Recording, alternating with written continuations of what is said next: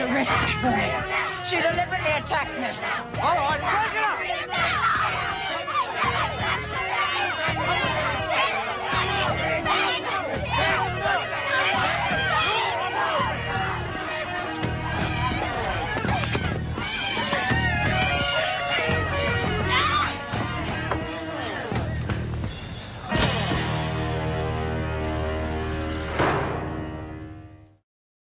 Your actions are inexcusable. You deliberately provoked a confrontation with these people after I specifically told you to leave them alone. Mrs. Davidson... I haven't finished yet, Mrs. Powell. The leader of this group has been arrested and is being sent here on remand. I hold you personally responsible for the entire episode. Is that clear? Yeah, and when the kid took me bike, Pete made him give it back. I'll give it a rest, Shrimp. Oh, well, I reckon you're real lucky to have each other. Screw coming, quick. Sounds like you're having a bit of a party. Oh, no, Mr. Fletcher, I was just telling Martin here about how I nearly fainted at school one day when we cut up this frog. Wasn't I, Martin? Yeah, she must have been a real sissy. Oh, I don't know about that. Biology wasn't exactly my favourite subject either. No, sport was more my style. Yeah, me too. Yeah? Well, I reckon it's time we have to be getting back now, Martin. Yeah, we'll have to start packing up soon. Can I come back tomorrow? Can he, Mr. Fletcher? Oh, I don't know if we're still here. Mrs. Reed seems intent on making more trouble for us. Oh, you can get around her, Mr. Fletcher. Yeah. Go of me! I can walk! Jesus! Bring on my rights, I can walk! Hennessy on remand. Here are the papers. Right. Let me Andrea Jane Hennessy, you are charged with common assault, resisting arrest, assaulting a police officer, indecent language and willful damage. You'll be held on remand pending a hearing to answer these charges. Is that a fact? Let me go! I've got her. Good luck. Right. Can I stand?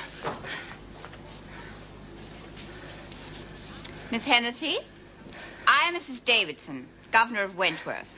Well, I don't acknowledge you or Wentworth. I am a political prisoner fighting a war against social injustice, and I demand to be treated as such. Nevertheless, you have broken the law, and you are an inmate in here. It would help us both if your stay here could be as peaceful as possible. I'm sure it would. That will be enough. I will not be patronized by a reactionary fascist pig like you. A little time in here will no doubt mellow your attitude. We shall meet again. I can hardly wait. Fingerprints, right? Get me! Have you got her? Hennessy. Right. Now you're on my territory.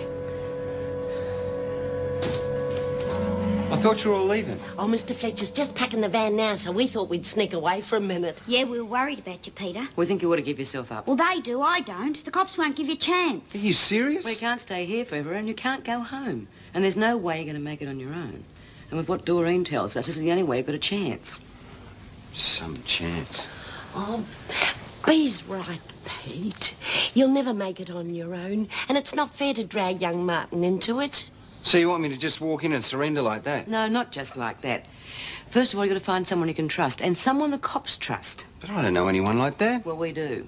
She's a parole officer at Wentworth. Mrs. Morris. Yeah, she's a real beaut person. She used to be a screw, but oh, you'd never know it. And the main thing is she's straight, and you can trust her.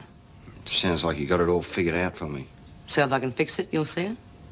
Oh, I suppose so. I've got no choice, really. I mean, I'm a prisoner here anyway.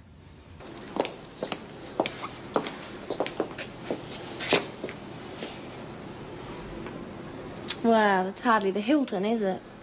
You're here for punishment, not a holiday. Oh, God, you people are so predictable. That is your bed. You're expected to make it and keep this room tidy at all times. You will remain in here until the bell goes for evening meal. Any questions? To hear is to obey, O lackey of the law.